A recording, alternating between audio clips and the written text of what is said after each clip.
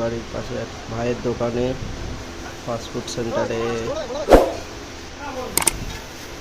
এখানে দেখছেন তাকে বলেছে একটা চাউমিন বানিয়ে দিতে।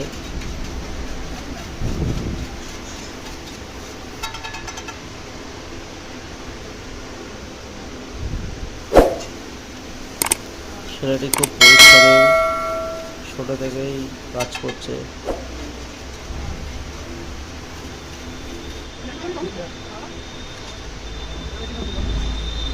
এই দোকানের খাবার কিন্তু খুবই টেস্টি এবং খুব রিজনেবল প্রাইসেই পাওয়া যায়।